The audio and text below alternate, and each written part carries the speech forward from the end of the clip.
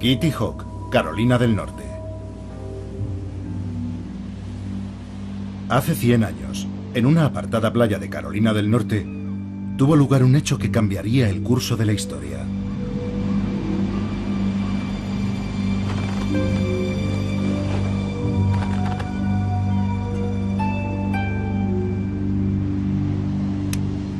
No hubo muchos testigos, tan solo unos cuantos pájaros curiosos y algunos pescadores del lugar.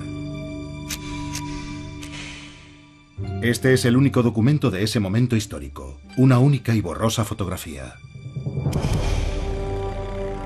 Fue aquí donde un joven fabricante de bicicletas hizo realidad un sueño largamente perseguido: volar.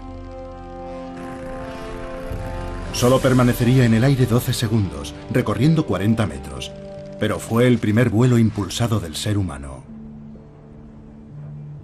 Naturalmente, el primer vuelo en el mundo tuvo lugar muchísimo tiempo antes, aproximadamente 300 millones de años antes de que el hombre conquistara el cielo.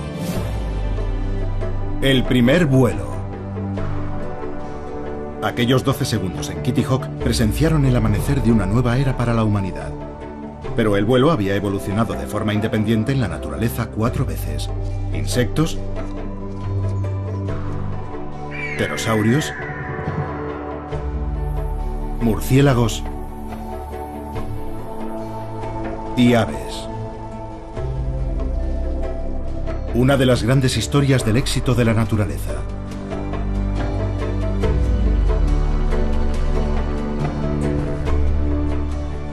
Pero ¿cómo son estos diseños naturales perfeccionados a lo largo de millones de años de evolución comparados con las máquinas construidas por los humanos? Después de todo, solo hemos tenido un siglo para ponernos al día.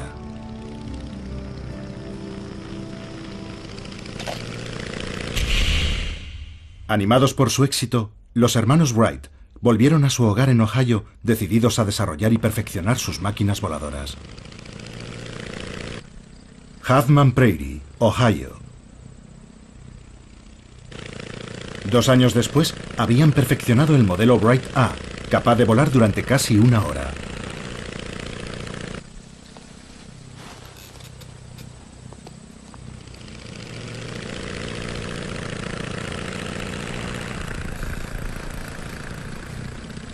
Parte de este éxito se debió a la observación de los diseños naturales para volar. Pero no es tan sencillo. La fotografía de Kitty Hawk no muestra que el primer aparato de los hermanos Wright fuera prácticamente imposible de pilotar.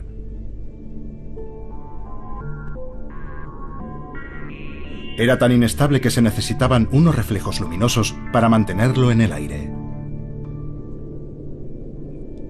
Con un esfuerzo sobrehumano, Orville logró mantener el aparato 12 segundos en el aire.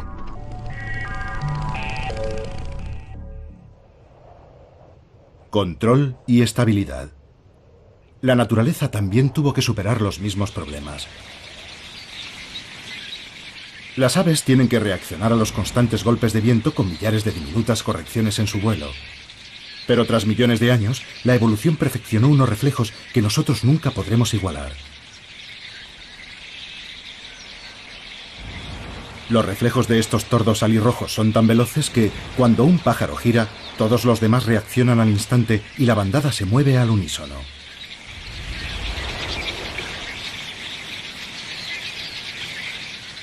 Durante el invierno en Carolina del Norte, los hermanos Wright estaban rodeados por bandadas similares, en algunos casos por decenas de millones de pájaros. Tanta maestría en el vuelo debió parecerle un acto de presunción a Orville y Wilbur. Ellos apenas conseguían volar en línea recta unos segundos.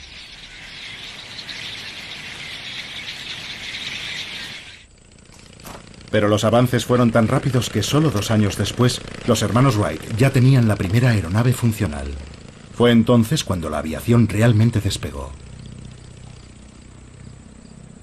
Wilbur murió en 1912, pero Orville vivió para ver volar el primer avión a reacción. Y justo 66 años después del vuelo en Kitty Hawk, el hombre caminaba sobre la luna. Pero levantar el vuelo no fue fácil. La mayoría de los primeros diseños estaban basados más en la esperanza que en la ciencia.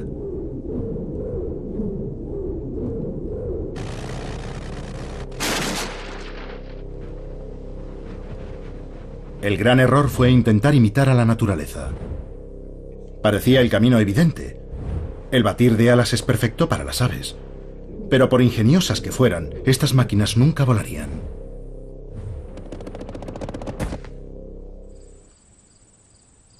Unos pocos pioneros siguieron un enfoque completamente diferente, preparando el terreno para los hermanos Wright. Mucho tiempo antes de que Orville y Wilbur soñaran incluso con volar, el ingeniero alemán Otto Lilienthal estaba convencido de que el secreto del vuelo estaba en aprender primero a planear. Aunque él no lo sabía, Lilienthal seguía el mismo camino que había seguido la naturaleza millones de años atrás.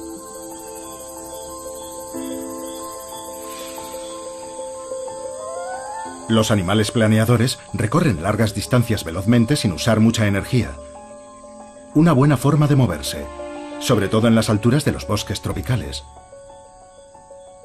Funciona incluso para los animales más inverosímiles, como las ranas y los lagartos.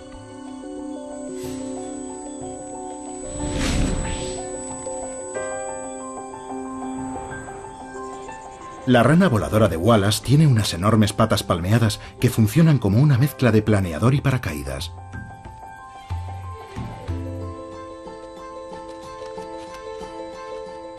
Y el gecko volador tiene una sofisticada membrana que recorre los flancos dorsales hasta la cola y que se abre en el aire como las alas de un planeador.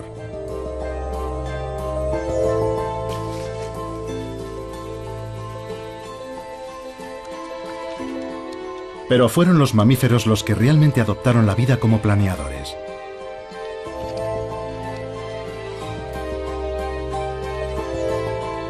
En Australia, diferentes tipos de marsupiales, incluido este petauro del azúcar, planean sobre el bosque en mitad de la noche.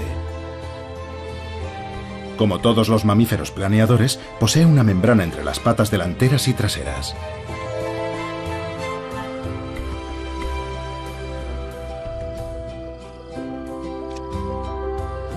Agitando esa membrana y usando la cola como timón, un petauro del azúcar puede llegar hasta un árbol situado a 100 metros de distancia. La mayoría de los científicos coinciden que hace aproximadamente 60 millones de años, un animal planeador similar desarrolló la capacidad de volar, el primer murciélago. Lilienthal desconocía cómo habían evolucionado los murciélagos, pero siguió el mismo camino. Primero, aprender a planear, algo a lo que se dedicó con entusiasmo. Lichterfelde, Alemania, 1896. Lilienthal diseñó 16 planeadores diferentes y realizó un número extraordinario de vuelos, más de 2000. Pero solo podía dirigir sus planeadores moviendo las piernas de un lado a otro.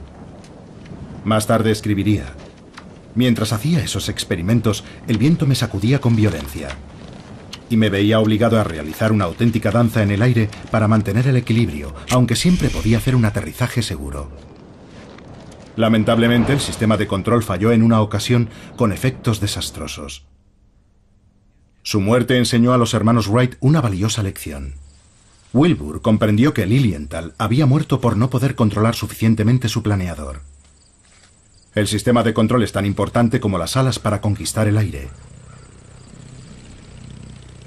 Pero una vez más, la naturaleza también tuvo que resolver esos problemas.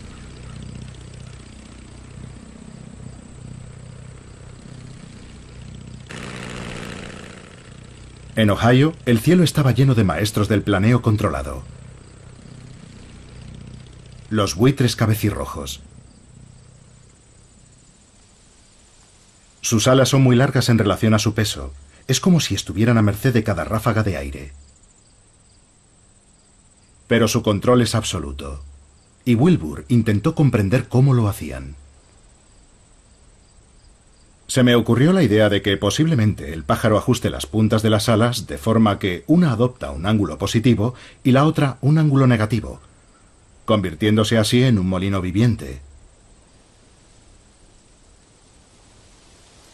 Cuando su cuerpo ha girado todo lo que desea, invierte el proceso.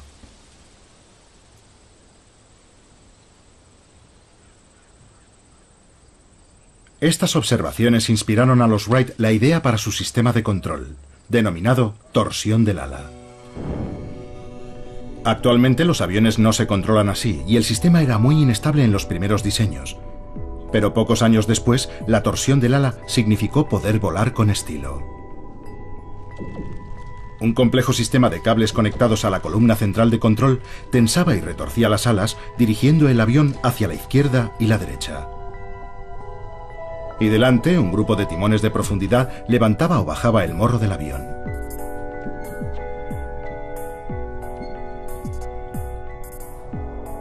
El nuevo diseño funcionó tan bien que los hermanos lo enviaron a Francia, donde hicieron su primera exhibición aérea. Le Mans, Francia, 1908.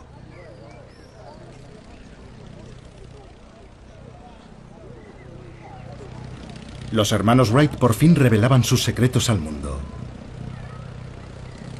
Y un grupo de aviadores novatos contemplaban asombrados la exhibición. Entre ellos, fácilmente reconocible por su espectacular mostacho, estaba Louis Blériot, el carismático aviador. Blériot había construido y estrellado varios aviones propios, por lo que estaba extremadamente interesado en saber cómo los Wright podían volar tanto tiempo y aterrizar de una pieza. Blériot comprendió que la respuesta era la torsión de las alas. Pero ni Blériot ni los hermanos Wright sabían que estaban rodeados por los mayores expertos en torsión alar. Los insectos, más incluso que los pájaros, usan sofisticadas formas de torsión para dirigir su vuelo.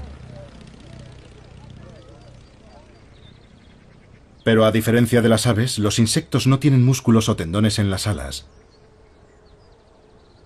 En su lugar, una compleja red de fuertes venas controladas por los músculos situados en la base les permite retorcer las alas, un diseño similar al del aparato de los hermanos Wright. Los hermanos Wright habían construido, sin saberlo, un gigantesco insecto volador.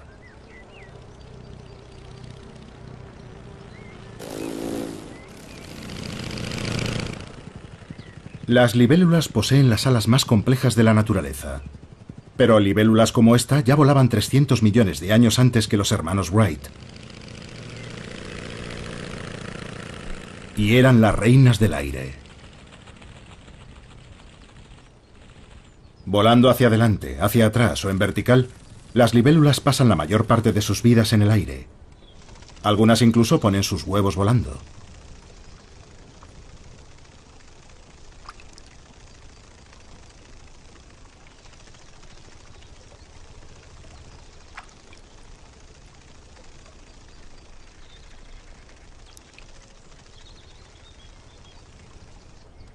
Para controlar su vuelo con tanta precisión, las libélulas tienen unas alas que son una maravilla de la microingeniería. Su complejidad es tal que los científicos aún no entienden del todo cómo funcionan.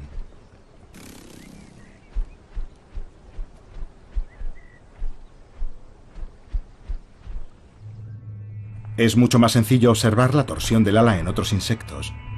Cuando la langosta bate sus alas hacia abajo, éstas se curvan automáticamente, como un paraguas. Esa forma tensa la curvatura cuando el ala desciende, convirtiéndola en un plano aerodinámico rígido. Pero también se aplana y alabea al ascender, de forma que el ala ofrece menos resistencia al aire.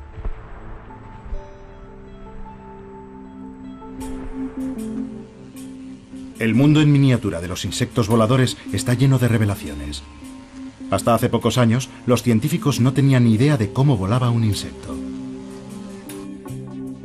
Si la ampliamos a la escala de un avión, el ala del insecto no funcionaría.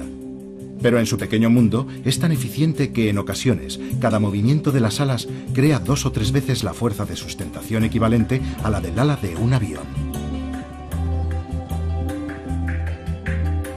Y eso es porque a pequeña escala el aire actúa de una forma muy diferente cuando pasa por el ala del insecto.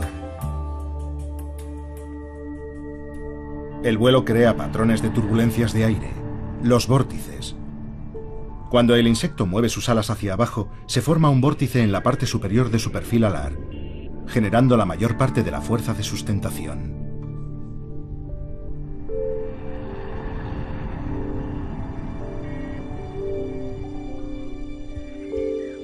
El vuelo permitió a los insectos conquistar el mundo, colonizando nuevos y lejanos territorios. Cada año, mariposas como la vanesa de los cardos, la Colia croceus y la colia amarilla migran al norte de Europa, algunas desde lugares tan distantes como el norte de África. Otras terminarán encontrándose con el mar. Pero para un insecto que puede volar, ni siquiera el Canal de la Mancha es un obstáculo. ¿Puede el vuelo hacer lo mismo por los aviadores humanos?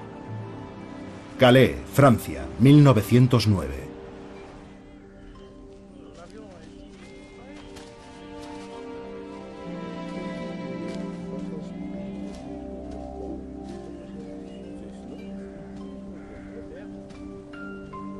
El Daily Mail había ofrecido una recompensa de 1000 libras al primer piloto lo bastante valiente o loco para cruzar volando el canal.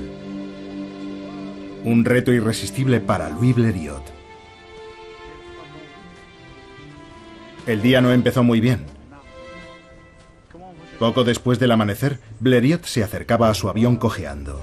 Se había quemado un pie con el tubo de escape en un vuelo de prueba.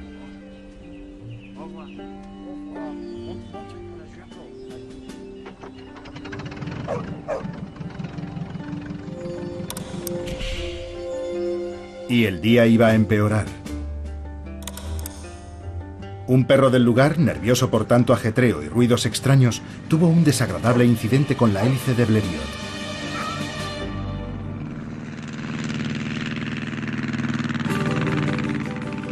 El avión salió mucho mejor parado que el perro. Pero la multitud que había acudido para ver despegar a Blériot estaba comprensiblemente inquieta.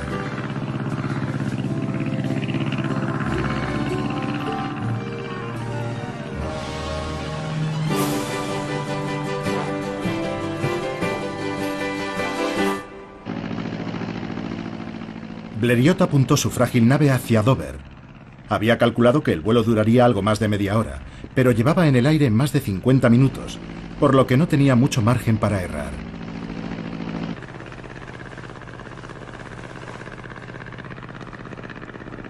El canal es una ruta aérea muy transitada las mañanas cálidas de verano. Muchas mariposas no sobreviven al frío invierno británico, pero volar significa que nuevas emigrantes llegan cada año para recolonizar las islas británicas. Los viajeros de larga distancia necesitan saber con precisión a dónde van. Los insectos usan el sol y el momento del día para trazar su rumbo.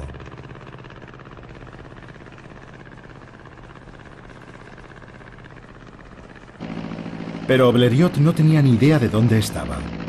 Ni siquiera había visto nunca esa parte de la costa inglesa y no llevaba brújula a bordo.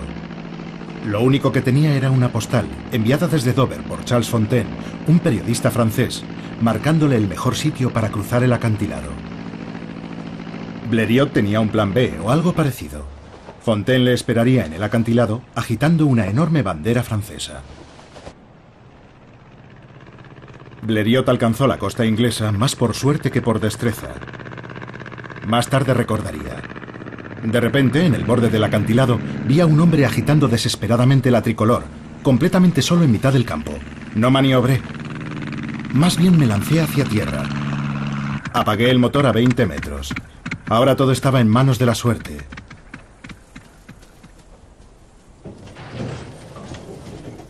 El tren de aterrizaje no aguantó muy bien, pero ¿eso qué importaba? Había cruzado el canal.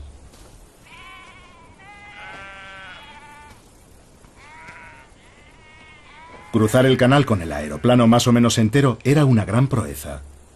Pero la hazaña es aún mucho más impresionante para una delicada mariposa de 5 centímetros de envergadura. A pesar de ello, cada año miles de mariposas hacen el mismo viaje, algunas incluso desde mucho más lejos. En Norteamérica, cuando se acerca el otoño, las mariposas monarca inician un viaje épico al sur. Las que salen desde el sur de Canadá volarán más de 3000 kilómetros para llegar a algún bosque en las laderas de las montañas de Sierra Madre, México.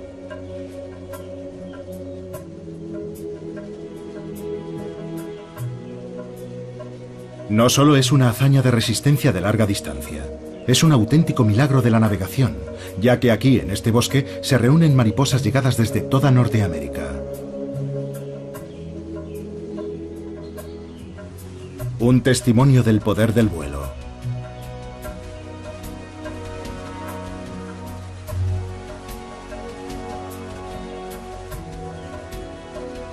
Volar es una forma muy eficaz de recorrer largas distancias, y no solo para los animales y los aviadores. Algunas plantas han evolucionado de forma que sus semillas se alejan planeando de su árbol originario. La semilla planeadora perfecta pertenece al llamado, aunque suene inverosímil, pepino volador, Alsomitra macrocarpa, una cucurbitácea trepadora de los bosques tropicales del sudeste asiático. El planeo de estas semillas de 5 centímetros es tan espectacular que inspiró al diseñador austríaco Igo Etrich.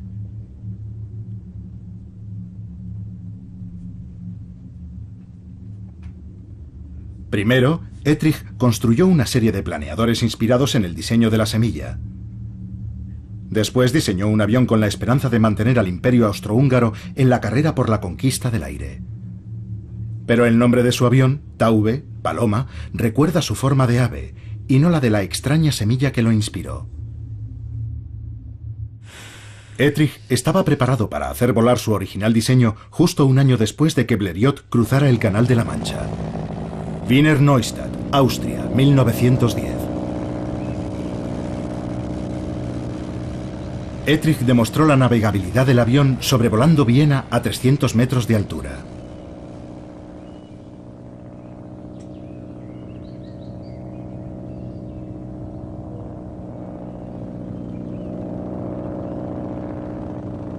El diseño de Etrich funcionó tan bien que una compañía alemana inició su producción. Y en uno de los momentos más irónicos de la aviación, la paloma, el símbolo de la paz, se convirtió en el primer avión utilizado para lanzar bombas. Porque Europa estaba en guerra. Norte de Francia, 1917.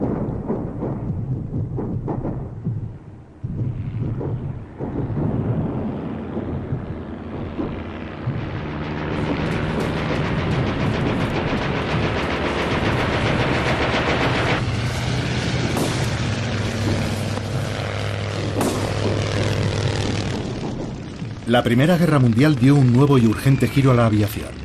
Las naciones beligerantes necesitaban diferentes tipos de aviones para diferentes tareas.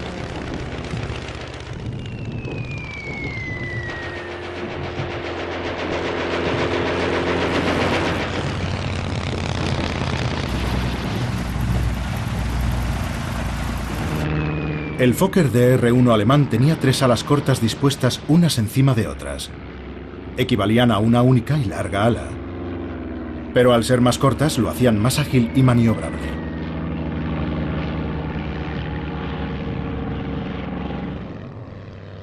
El caza Bristol, su rival, era un biplano más grande con 2 alas más largas.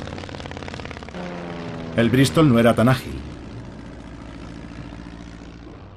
pero 2 alas producen menos fricción, por lo que era más rápido. Cambiaba maniobrabilidad por velocidad. La naturaleza también tiene que elegir. Los diferentes voladores evolucionaron para diferentes tareas en el aire. La naturaleza también ha desarrollado formas eficaces para matar. El halcón peregrino está diseñado para la velocidad. Sus largas y finas alas reducen la fricción, haciendo del peregrino un ave veloz y letal en el aire.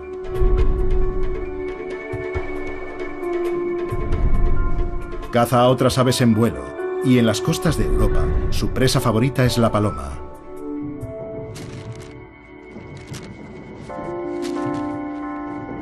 Esa es la razón por la que se disparaba a los halcones peregrinos durante la Primera Guerra Mundial. Tenían la mala costumbre de comerse a los vitales mensajeros.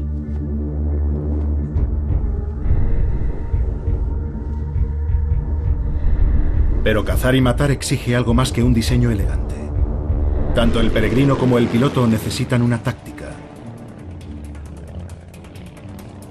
En el combate cuerpo a cuerpo, el caza Bristol no tenía ninguna posibilidad de superar al Fokker. Pero en un combate aéreo como como este, la altura da ventaja al cazador. Incluso desde lo más alto, la penetrante vista del halcón puede seguir a centenares de metros a una paloma.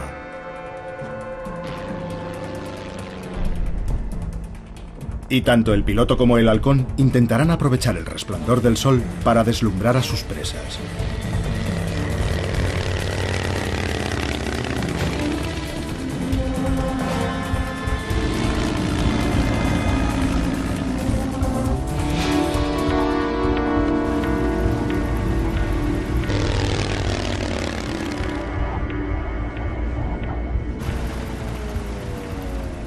Cuando se lanzan en picado, tanto el pájaro como el avión alcanzan la máxima velocidad, aproximadamente 250 km por hora.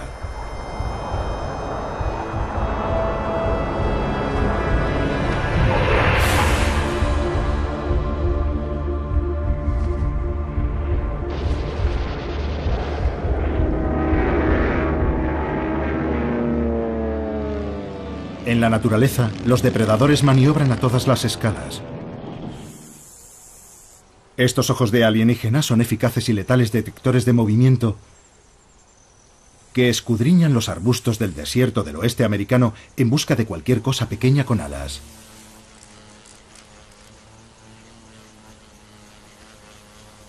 Son los ojos de la mosca predadora, los cuatreros del mundo de los insectos. Mientras busca el mejor lugar para tender una emboscada a los incautos viajeros, exhibe su habilidad en el aire, volando hacia adelante, hacia atrás, de lado y haciendo aterrizajes de precisión.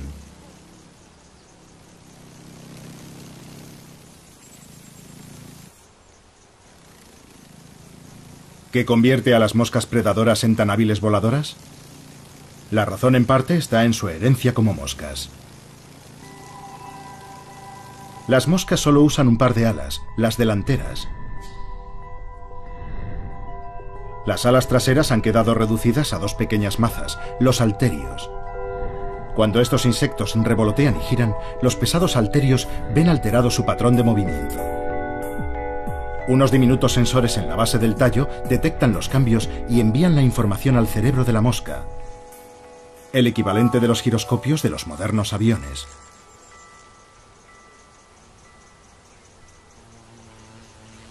Las moscas predadoras usan esta tecnología para hacer vuelos cortos y rápidos de una precisión letal.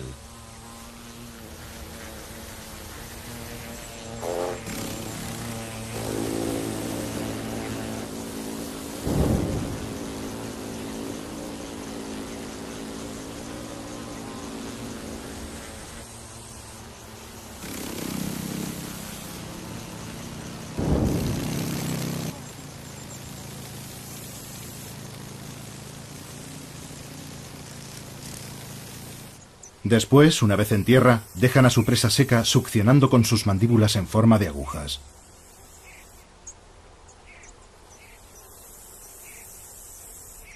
Son tan rápidas que son capaces hasta de capturar a un saltamontes en mitad de un salto. Pero algunos insectos son demasiado grandes y duros, incluso para las moscas ladronas. En primavera, el viaje de regreso lleva a las mariposas monarca directamente hasta el territorio de la mosca predadora. Son las mismas mariposas que volaron al sur el año pasado, pero no volverán volando directamente a casa. Se detendrán para reproducirse, dejando sus huevos en las plantas de Asclepia.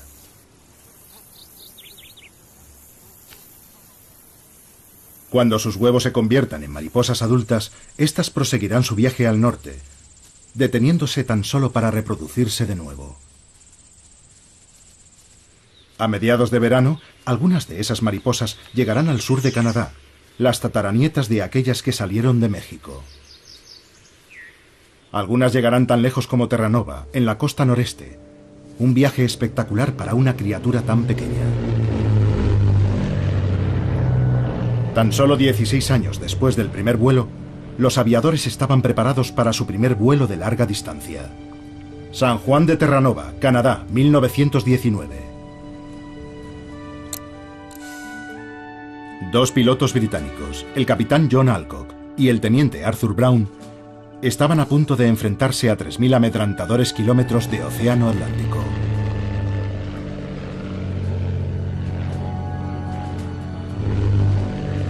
Tuvieron problemas casi desde el despegue. Una montaña de nubes se extendía delante de ellos, amenazando con ocultar el horizonte y el sol.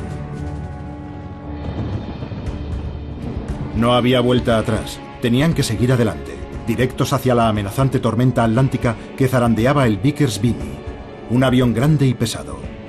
Y sin rastro del sol, no tenían ni idea de a dónde iban, ni en qué dirección avanzaban.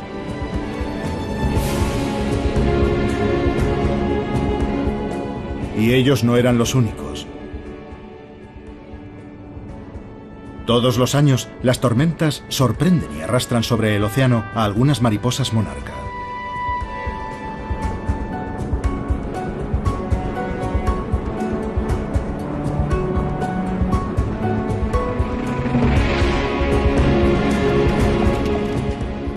Perdidos en la tormenta, Alcock y Brown buscan desesperadamente un rayo de sol. Pero está anocheciendo. Poco después de la medianoche, logran al fin atravesar las nubes y se orientan con la luna para poner rumbo al este, a Irlanda. Travesía aérea atlántica, triunfo glorioso. Tras 16 horas de pesadilla de aterradoras tormentas atlánticas, Alcock resumió el éxito con la habitual flema británica diciendo: «Ayer estaba en América, y soy el primer hombre en Europa que puede decir eso».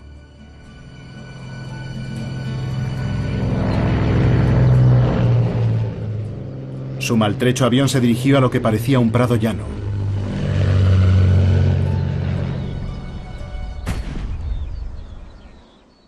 Pero descubrieron demasiado tarde que era una ciénaga irlandesa.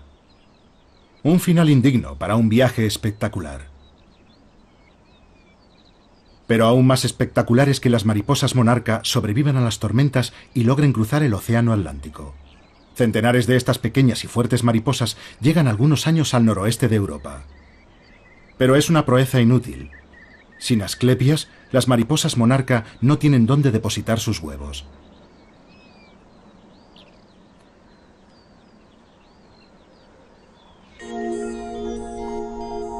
El Vimy, el avión de Alcock y Brown, era un bombardero de la Primera Guerra Mundial reconvertido.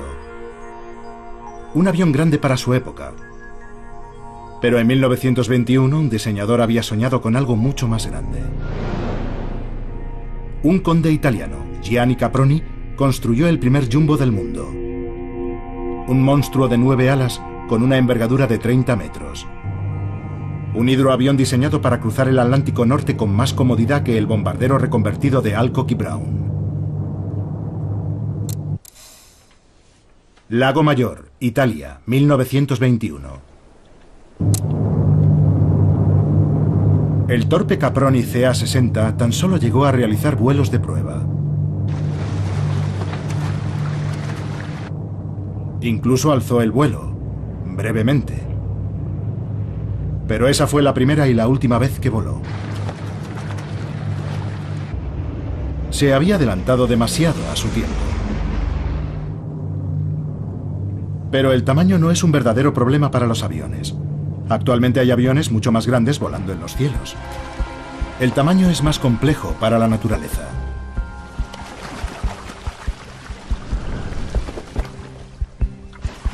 Cuanto mayor es un avión, más potencia necesita. Por eso los ingenieros hacen motores más potentes y eficientes. Pero ¿qué hace la naturaleza que solo dispone de un tipo de motor, el músculo? Y la cantidad de potencia que puede generar el músculo es limitada. Los músculos no pueden crecer para compensar el aumento de peso de las grandes aves, razón por la que el vuelo impulsado tiene un límite de peso máximo. Y el cisne blanco está muy cerca de ese límite. El despegue es lo que requiere más fuerza. Por eso el cisne tiene tantas dificultades para alzar el vuelo. Pero en cuanto alcanza la velocidad suficiente, la fuerza de empuje hacia adelante presiona el aire sobre las alas, generando la fuerza suficiente para mantenerlo en el aire. Una vez en el aire, los cisnes pueden hacer viajes asombrosos. Los cisnes cantores son los viajeros de largas distancias más pesados. Todas las primaveras dejan las islas británicas para viajar 1000 kilómetros sin paradas hasta Islandia.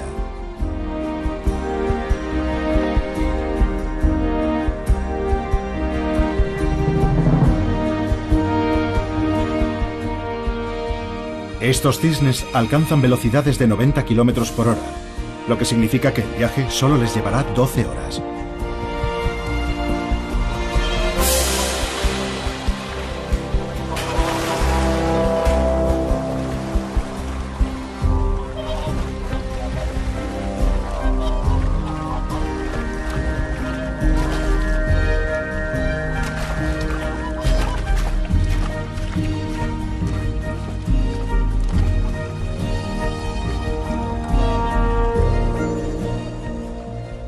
El tamaño determina lo que un animal puede hacer en el aire. En el otro extremo de la escala, los pájaros más pequeños tienen potencia de sobra. Pueden hacer cosas que un cisne nunca soñaría, por ejemplo, el vuelo estático.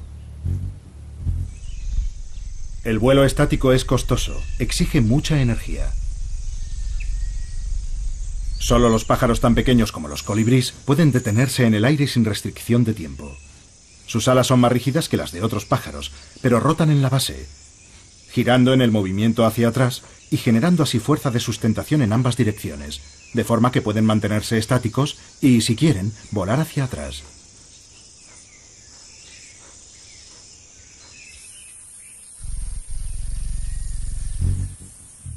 Los colibríes controlan el vuelo de tal manera que incluso construyen sus nidos en el aire, envolviéndolos con tela de araña sin romper el hilo.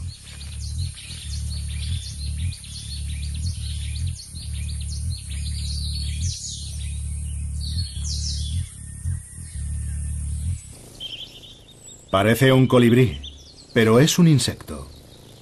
Tiene el mismo tamaño y su vuelo estático es tan bueno como el de algunos colibríes. Es una esfinge colibrí.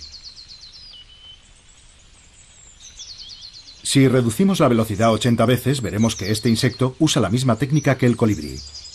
Rotar las alas para generar la fuerza de sustentación necesaria, moviendo las alas hacia adelante y hacia atrás.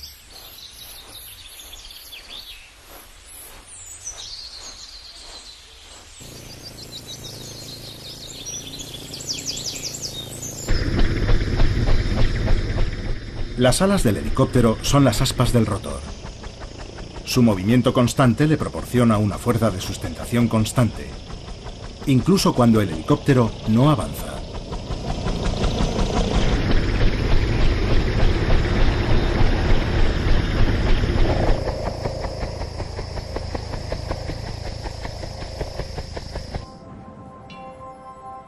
A comienzos de 1930, la ingeniería aeronáutica estaba lo bastante avanzada para que los aviadores se embarcaran en aventuras aún más atrevidas y peligrosas.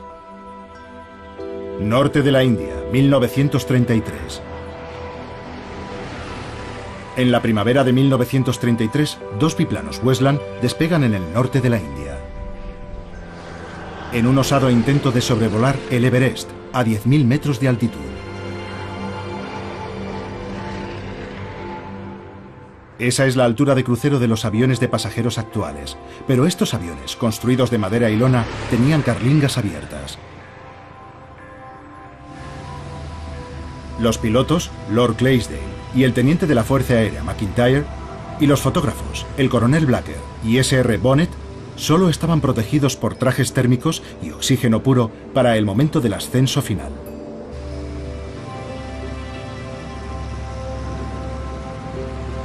Su objetivo era fotografiar ese territorio inexplorado. Pero la única forma de hacer buenas fotografías era que el fotógrafo se asomara fuera del aeroplano.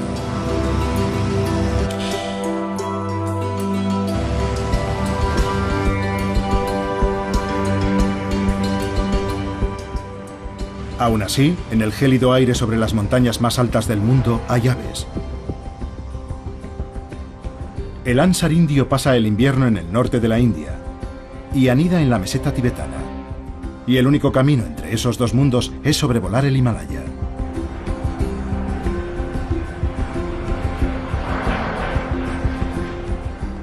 Estos gansos alcanzan alturas de 9.000 metros.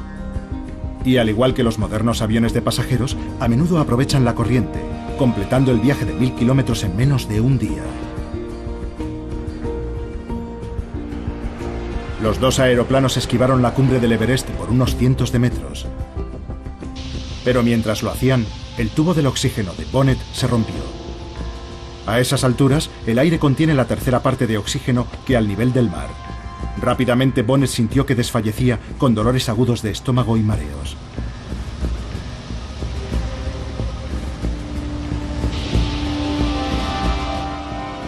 Afortunadamente se dio cuenta del problema a tiempo, encontró la fuga y la reparó con un trapo viejo. Pero ¿cómo puede ser que mientras el hombre apenas puede sobrevivir a esta altura sin ayuda, estos gansos vuelen sin ningún esfuerzo a través del tenue aire? Todas las aves tienen una serie de sacos aéreos conectados a los pulmones, de forma que tanto al inspirar como al expirar, el aire es impulsado a través de los pulmones en una sola dirección. Es un sistema mucho más eficiente que nuestra respiración. Los gansos pueden conseguir fácilmente el oxígeno necesario para impulsar su vuelo, incluso a una altura récord como esta.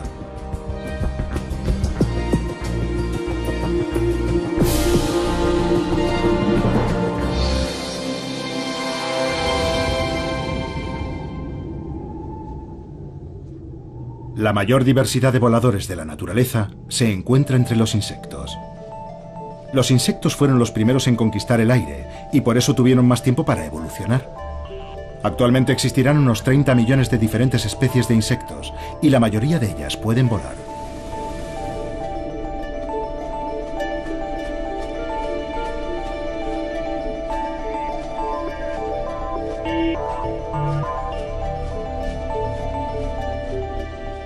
Hasta hace 60 millones de años, cuando aparecieron los murciélagos, los insectos tenían los cielos nocturnos para ellos solos.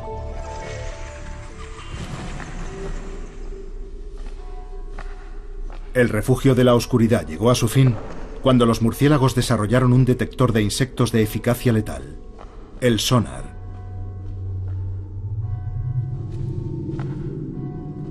Y una vez más, la aviación imita a la naturaleza. Sur de Inglaterra, 1940. Solo 20 años después del final de la Primera Guerra Mundial, Europa vuelve a estar en guerra. Pero esta vez, una nueva invención va a cambiar la guerra aérea: el radar. En 1940, cuando comenzó la batalla de Inglaterra, una red de estaciones de radar se extendió por todo el sur de Inglaterra. Su misión era detectar a los aviones alemanes que cruzaran el canal y transmitir sus posiciones a los escuadrones británicos de cazas. Los primeros radares diseñados eran grandes, burdos y no muy potentes. Pero en los cielos estrellados de los bosques de esa Europa destrozada por la guerra, un sistema de detección mucho más sofisticado llevaba funcionando millones de años. Los murciélagos, por supuesto, usan sonidos, no ondas de radio. Los murciélagos orejudos dorados son voladores lentos pero ágiles que cazan insectos posados en el follaje. Para ello usan silenciosos chillidos de baja frecuencia que no alertan a sus presas. Los insectos solo tienen que moverse 1 milímetro o menos para que el sonar del murciélago los detecte.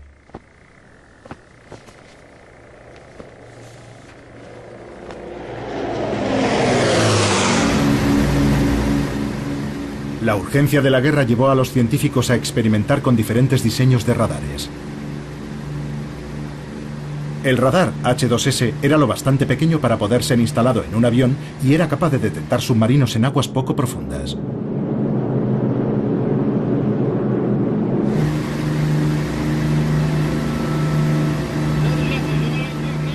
El radar H2S ayudó a hundir más de 250 submarinos solo en la batalla del Atlántico.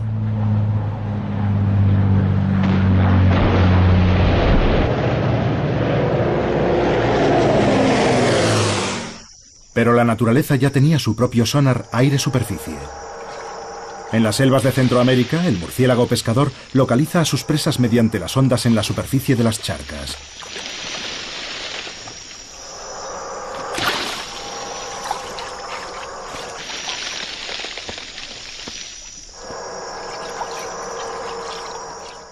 Tanto la guerra como la evolución son una carrera armamentística, un ciclo incesante de medidas y contramedidas.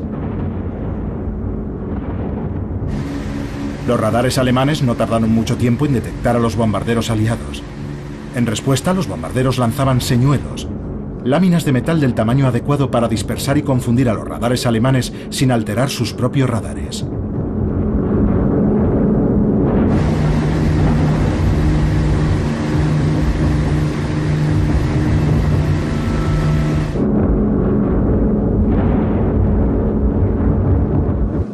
Esta carrera armamentística no es algo nuevo para la naturaleza.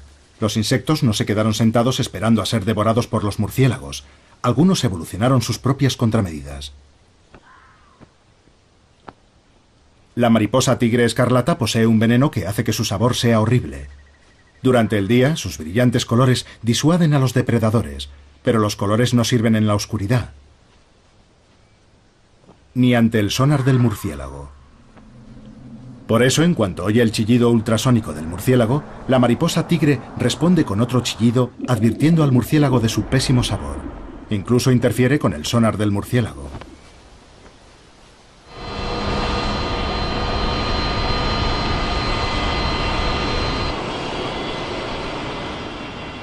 Hoy, un siglo después del primer vuelo, los aviones están por todas partes.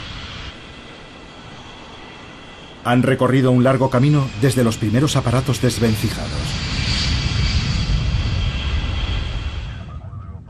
Los ordenadores de a bordo dirigen las complejas superficies de mando, reaccionando instantáneamente para estabilizar el avión. Igual que el cerebro de un pájaro controla sus alas con sus rapidísimos reflejos.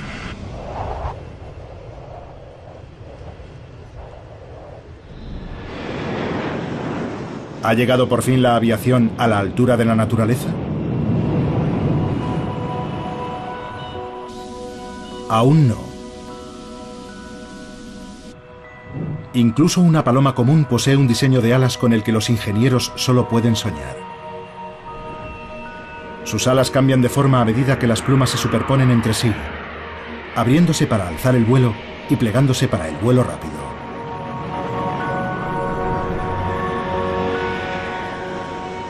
Y a diferencia de las alas de un avión, las alas naturales hacen más que proporcionar fuerza de sustentación.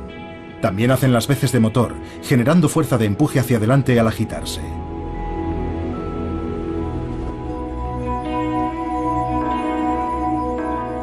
Los voladores naturales son mucho más sofisticados que cualquier cosa que haya diseñado el hombre.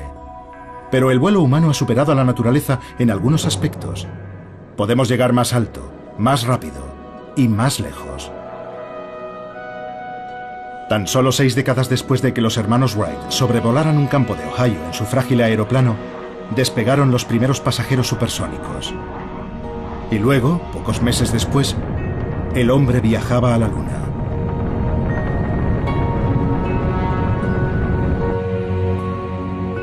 El Apolo 11 llevaba una pequeña pieza del aparato original de los hermanos Wright. Su primer vuelo solo fue de 40 metros. Pero su último viaje, 64 años después, fue un viaje de ida y vuelta de casi 1 millón de kilómetros.